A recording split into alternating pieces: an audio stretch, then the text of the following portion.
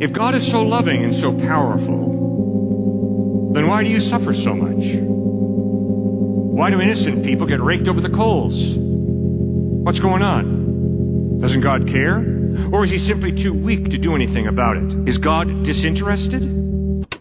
First part of the answer is, I do not know. And I can promise you in 1997, when I went out to Madison, Wisconsin, where my younger brother, was a transplant surgeon, transplanting kidneys and livers, I went out there because his 7-year-old daughter had just been crushed in a car accident to death. And if you think that I'm going to go out, meet my brother who's far more intelligent than I'll ever be, and explain to him why God allowed his 7-year-old daughter to be crushed by a pickup truck coming down the road at 55 miles an hour, why the babysitter didn't see the stop sign, ran the stop sign, and that pickup truck slammed to the side of the car, sending my 7-year-old niece to an early grave, I'm not going to do that, because that'd be lying. I do not know why God allowed evil and suffering. But come on, Cliff, you got to think. Oh yeah, we do have to think. You're right. And one of my thoughts on is, the issue is this, which I think is very biblical. God chose to limit his power by creating us with a free will. Which means I can either pull out my wallet and give you money to eat lunch, or I can roll this hand into a fist, send it crashing into your handsome face. I am free to do either.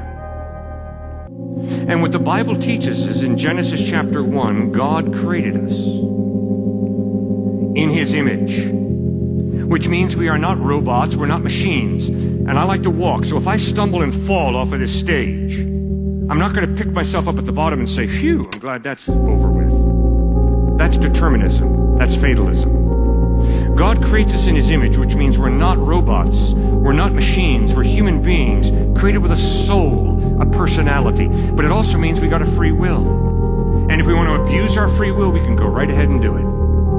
But there will be a day of judgment when God promises to hold us responsible for the free decisions that we have made. And that's why Joshua stands before the people of Israel and says, if serving the Lord seems undesirable to you, then choose for yourselves this day whom you will serve. But as for me and my house, we will serve the Lord. So Genesis 1 says, God created this, and God saw that it was good. And God created that, and God saw that it was good. And you got to get the point, guys. When an author repeats and repeats and repeats a little phrase, obviously he's trying to get the point across. When God created, he did a good job.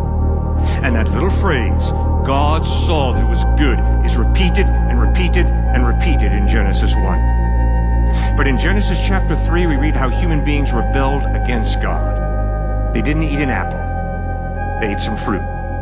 But that is symbolic of their rebellion against God. It's symbolic of sin. And why do I sin? I sin because I think I'm smarter than God, and I know it'll make me happier.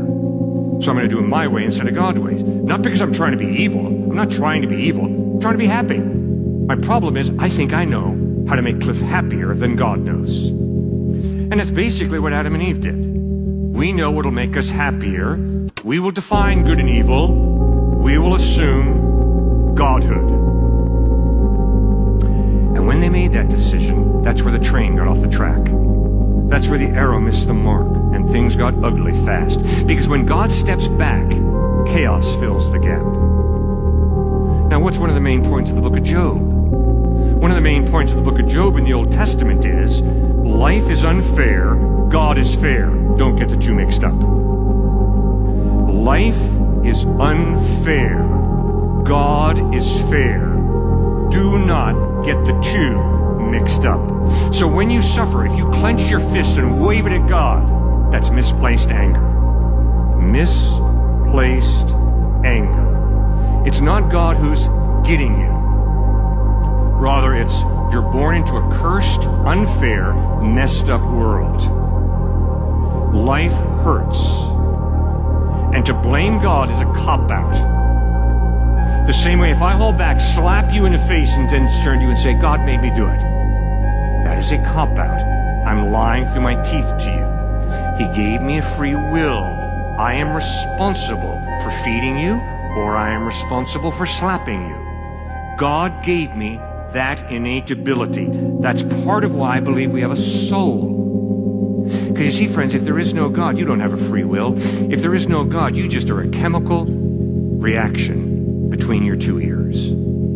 That's all you are. And determinism wins the day. Fatalism wins the day. What will be, will be. What is. No, the Bible teaches we've been created in the image of God. We have a soul, and that means a rational mind, a free will, the ability to love or to hate or to be indifferent. We choose.